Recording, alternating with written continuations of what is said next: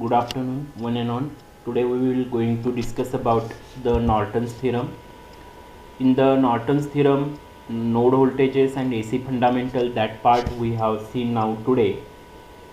The Norton's theorem is basically exactly opposite to that of the Thevenin's theorem, and agenda about that, the procedure of the node voltages and its explanation, procedure of the Norton theorem and its explanation, and the AC fundamental basics. In the node analysis, in case of the node analysis, here we have find out the nodal analysis to provide the general procedure for analyzing the circuits using the node voltages as the circuit is the variable. In this circuitry, to show that this is the reference node and here is to calculated node V1, V2 is the able to applied across the input side and V3 is able to applied across the output side. Then here is the current source, which is moving towards the node V1 with reference to the reference node. The resistance R1 and R3 are connected in parallel across the current source. And the node analysis to provide the general procedure for analyzing the circuit using the node voltages as the circuit is the variable. Then next,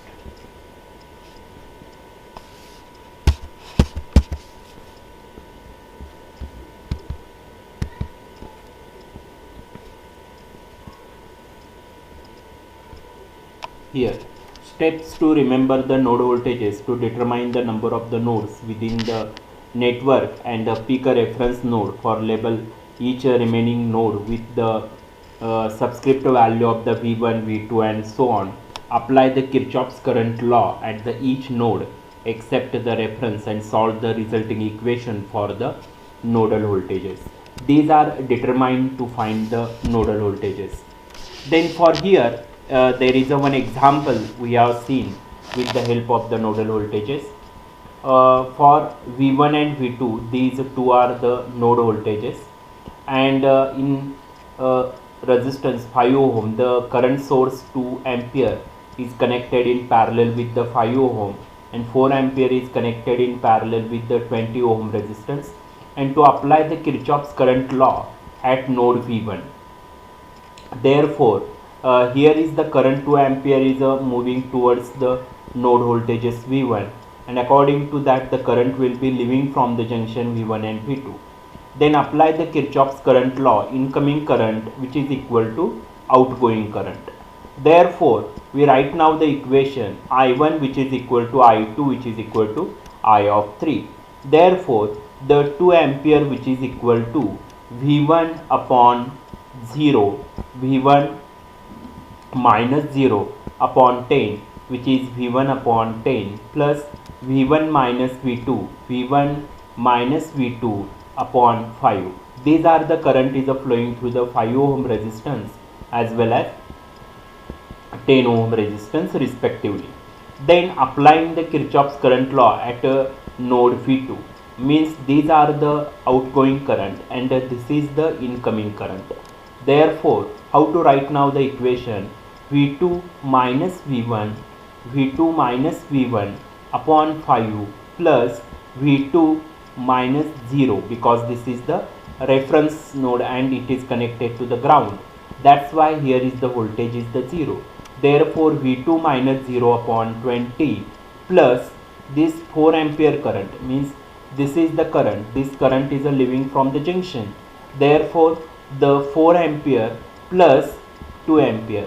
These are the current leaving from the junction means this is the minus 4 ampere and minus 2 ampere means 4 ampere plus 2 ampere 6 ampere, and which is a transfer from LHS to the RHS side. That's why the minus sign will become here. Here is the equation number 2. Then from equation number 1, V1 upon 10 plus V1 upon 5 minus V2 upon 5 which is equal to 2. Then how to write now? Its denominator should be same. That's why we have multiplied the 2 from this parameter.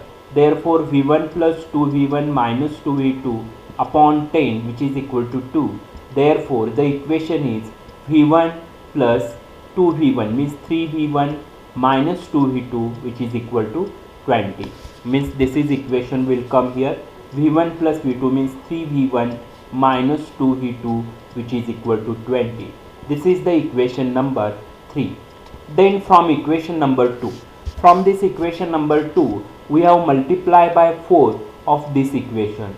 Therefore 4v2 minus 4v1 plus v2 means 4v2 plus v2 means 4v2 plus v2 means 5v2 minus v1 means here is the minus 4v1 means the equation is that minus 4v1 plus 4v2 plus v2 5v2 which is equal to minus 120.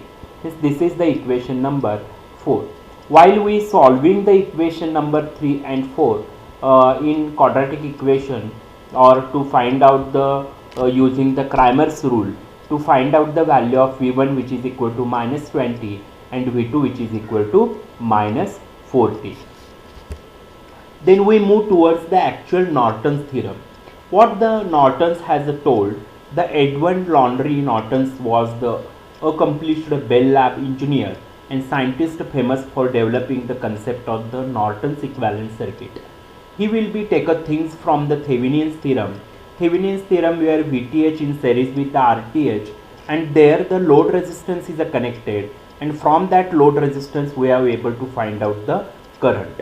Therefore here using the Norton's theorem means Norton's theorem told that any two terminal linear bilateral DC network can be replaced by an equivalent circuit and consisting of the current source and parallel resistance.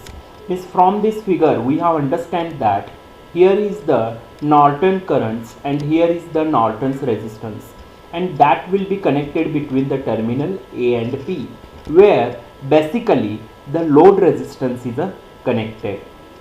Then we move towards here in Norton's theorem procedure.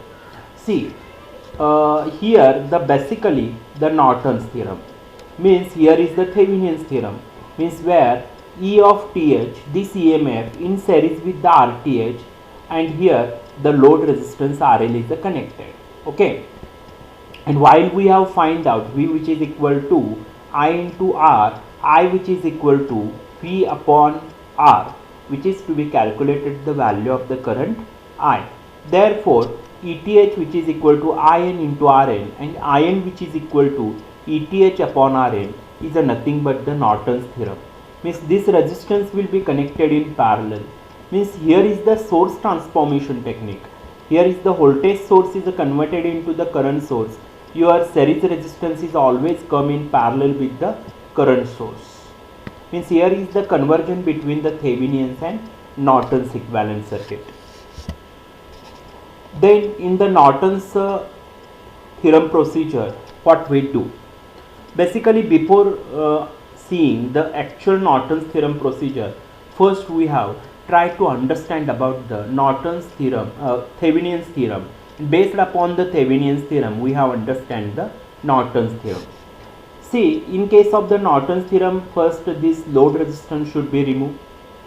If the voltage source is replaced by the short circuit, and where the load resistance is removed, from that side we have to be find out the RTH, which is nothing but the total resistance, and the voltage drop across this 6 ohm resistance, which is nothing but your VTH, and that will be converted into the Norton's equivalent circuit. First we have to be remove the load resistance A and B, which is acting as the short circuit. Here keep as it is, here acting as the short circuit. Then first we have find out the R of N. Here is the voltage source. That voltage source is replaced by the short circuit. Here is the short circuit. And to find out the Norton's equivalent circuit, suppose we assume that the current is flowing from the terminal A and which is coming to this node point, then your current should be divided. Means here is the incoming current and here is the outgoing current.